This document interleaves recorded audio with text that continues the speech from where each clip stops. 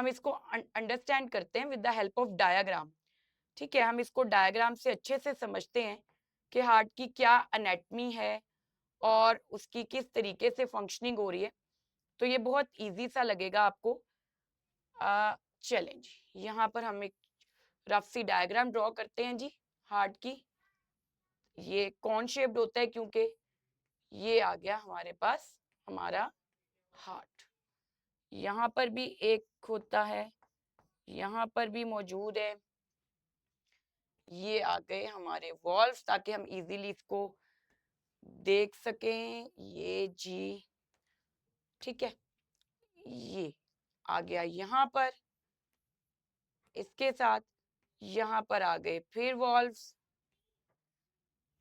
बहुत इजी, आप खुद देखेंगे कि ये तो हमें सारा सुनने से ही अंडरस्टैंड हो रहा है।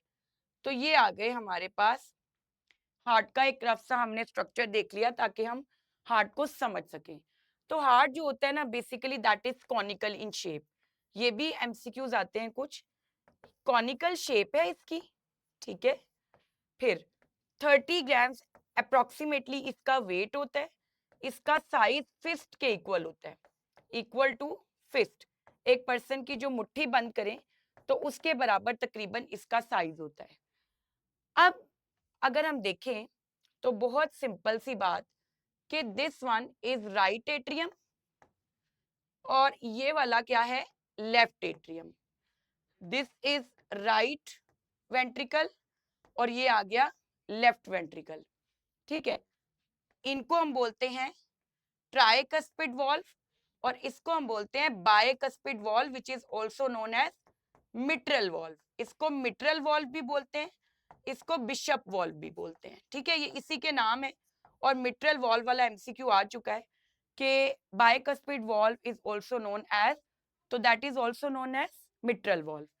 फिर यहाँ पर ये तो आ गए हार्ट के चेम्बर्स। अब समझने वाली बात ये है, क्या होता है कि सिंपली ना बॉडी का सारा जो डीऑक्सीजनेटेड ब्लड है, नाउ लेट्स अंडरस्टैंड, सारी बॉडी का डीऑक्सीजनेटेड ब्लड इकट्ठा होता है कहाँ पर, हार्ट के राइट एट्रियम में। और कौन लेकर आता है, अगर हम देखें तो राइट एट्रियम में कौन लेकर आता है, एक तो superior vena cava. Superior vena cava body के अपर रीजन से हेड शोल्डर आर्म से सारा ब्लड कलेक्ट करके लेकर आती है हार्ट के राइट एट्रियम की तरफ। और इसी तरह यहां से होती है एक inferior vena cava. Inferior vena cava lower body से, ट्रंक से, लिम्फ से सारा डीऑक्सीजनेटेड ब्लड इकट्ठा करके लेके आती है राइट एट्रियम में, ठीक है। ब्लड सारा डीऑक्सीजनेटेड कहां पर इकट्ठा हो गया, राइट एट्रियम में। राइट एट्रियम जब कॉन्ट्रैक्ट करता है तो इन वॉल्व्स के जरिए ब्लड कहां पर आ जाता है, राइट वेंट्रिकल में। जब राइट वेंट्रिकल कॉन्ट्रैक्ट करता है तो ब्लड एंटर होता है पल्मोनरी ट्रंक में। पल्मोनरी ट्रंक जो होता है वो एक्चुअली में क्या होती है, पल्मोनरी आर्टरीज होती हैं जो कि राइट और लेफ्ट लंग्स तक लेकर जाती हैं बेसिकली ब्लड को फॉर ऑक्सीजनेशन, ठीक है। अब ये जो पल्मोनरी ट्रंक है इसकी बेस पर आप देखिए, इसकी जो बेस है यहाँ पर एक वॉल्व मौजूद है जिसको हम बोलते हैं पल्मोनरी सेमिल्यूनर वॉल्व।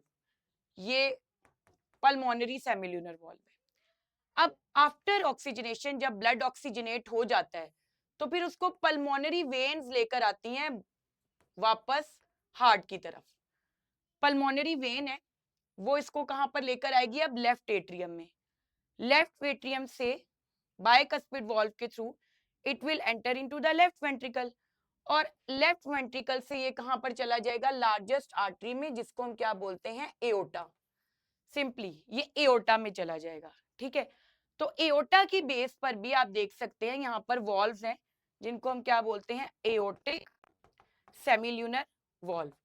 ये लार्जेस्ट बेसिकली आर्टरी है एओर्टा, ये लार्जेस्ट आर्टरी है आपके बॉडी में, ठीक है। एक और बात जो याद रखने वाली है, पल्मोनरी आर्टरीज वाहिद वो आर्टरीज हैं which carry deoxygenated blood. Otherwise सारी आर्टरीज जो होती हैं उनमें ऑक्सीजनेटेड ब्लड होता है, वो जो कैरी कर रही होती हैं लेफ्ट वेंट्रिकल से बॉडी की तरफ। और इसी तरह जो पल्मोनरी वेन्स हैं they are the only veins which carry oxygenated blood.